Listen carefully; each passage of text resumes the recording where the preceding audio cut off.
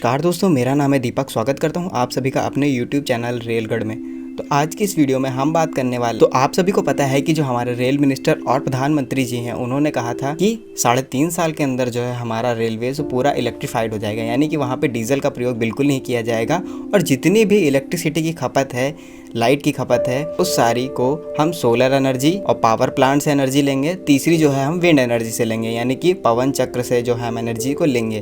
तो ये सारी बातें कही गई थी कि हम 3.5 साल के अंदर रेलवेज को पूरा इलेक्ट्रीफाइड कर देंगे। लगभग यह समय जो होता है ये 42 महीने तक का समय है और इसके दरमियान रेलवे को पूरा विद्युतीकरण में कन्वर्ट करना है। तो यहाँ पे कुछ चीज़ें तो क्लियर हैं, जैसे कि हमारे डीजल लोकोमोटिव्स हो गए। तो डीजल लोकोमोटिव्स को क्या किया जाएगा, धीरे धीरे रिप्लेस किया जाएगा। जैसे जैसे उनकी एफिशिएंसी कम होती जाएगी वैसे वैसे उनको धीरे धीरे हटाया जाएगा। लेकिन कुछ जगह पे जो है डीजल लोकोमोटिव चलाए जाएंगे, क्योंकि जिस एरिया से रेलवेज का बजट उतना ज़्यादा नहीं आता है, उन जगहों पे जो है हमारा डीजल लोकोमोटिव चलेगा और वहाँ पे रेलवेज तब इलेक्ट्रीफाइड करेगा जब कई कंपनियों को वो टेंडर देगा। तो जब रेलवेज कई कंपनियों से कांटेक्ट करेगा कि आप अपने प्लांट्स या फिर फैक्ट्री कोई भी चीज़ वहाँ पे इंस्टॉल कीजिए जिसकी वजह से जो ट्रांसपोर्टेशन हो सके और रेलवेज का अच्छा बजट आ सके, तो रेलवेज उस एरिया को भी इलेक्ट्रीफाइड कर देगा ताकि रेलवेज का जो बजट है वो आ जाए। और आपको एक चीज़ और बता दें कि लगभग रेलवे के 1 किलोमीटर ट्रैक को इलेक्ट्रीफाइड करने में 1 से 2 करोड़ का खर्च आता है। तो लगभग इस तरह के खर्च को बैलेंस करने के लिए रेलवेज उन चीज़ों पे ये चीज़ें अप्लाई करेगी, तो उन जगह पे ये चीज़ें अप्लाई करेगी रेलवे। तो आज के इस वीडियो में हम जानेंगे कि ट्रेनों में जो हमारा डीजल जनरेटर कोच होता है, जिसकी वजह से जितनी भी चीज़ें हमारे रेलवेज कोचेस में चलती हैं, एयर कंडीशन, लाइट, ये सारी चीज़ें जो रेलवेज के अंदर ऑपरेट होती हैं, ये सारी डीजल जनरेटर की वजह से होती हैं।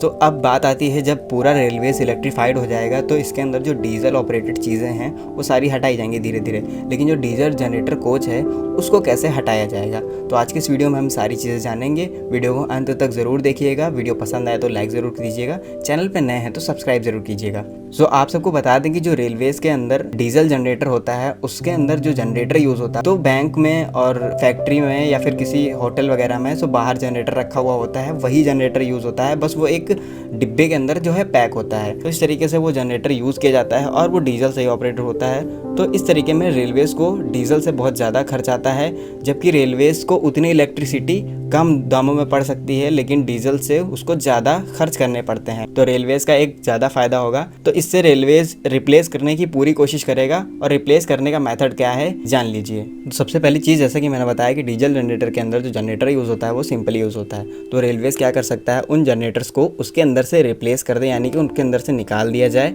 और उस जो कोच है डीजल वाला, उसको नॉर्मल जैसे कि ट्रेन के कोचेस होते हैं, स्लीपर वाले, सीट वाले, इन सभी कोचेस की तरह उसको डिज़ाइन कर दिया जाए। अंदर की चीज़ों को इंस्टॉल कर दिया जाए, सीट वगैरह, बाकी चीज़ जनरेटर है उसको निकाल दिया जाए और उस जनरेटर को किसी बैंक को, किसी भी ऐसे संस्था को बेच दिया जाए, सेल कर दिया जाए, जिससे रेलवेज का जो बजट है वो भी आ जाए और रेलवेज का जो है वो काम भी हो जाए। तो जो उनको सेल करके पैसे आएंगे, उस पैसे से रेलवेज जो उसमें सिटिंग प्लान कर सकता है, जिसकी वजह से रेलवे बैलेंस हो जाएगा। अब आप सोचेंगे कि उसके अंदर जो एयर कंडीशन, लाइटनिंग, ये सारी चीज़ें कैसे चलाई जाएंगी।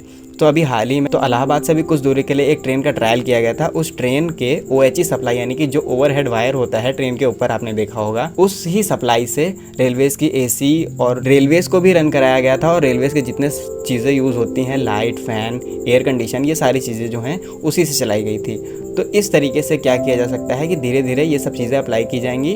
और ज़रूरत पड़ने पे क्या करेगा रेलवेज़ की, जब ज़्यादा लोड हो जाएगा एक ही पेंटोग्राफ से सप्लाई लेने की वजह से, तो रेलवेज़ क्या करेगा, एक जैसे कि हमारे वंदे भारत के अंदर यूज़ होता है 2 या 3 पेंटोग्राफ लगे होते हैं, ठीक उसी तरह क्या करेगा रेलवेज़ की एक पेंटोग्राफ बीच में लगा देगा, जिससे सप्लाई मिलकर जो हमारे अंदर इंस्ट्रूमेंट हैं, एयर कंडीशन, फ़ैन, ये सारी चीज़ें जो उससे चलें।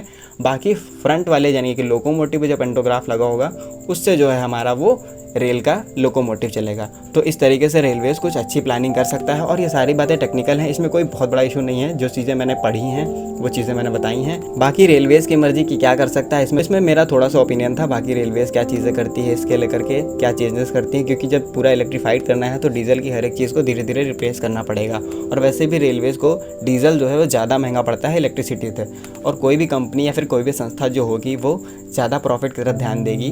तो इस वजह से रेलवेज़ भविष्य में सब चीज़ें कर सकती हैं। तो ये थी छोटी सी जानकारी आपके लिए रेलवे से जुड़ी। वीडियो पसंद आया हो तो लाइक ज़रूर कर दीजिए, चैनल पर नए हैं तो सब्सक्राइब कर लीजिए। मिलता हूँ किसी अन्य वीडियो में किसी अन्य टॉपिक के साथ, तब तक के लिए वंदे मातरम, भारत माता की जय।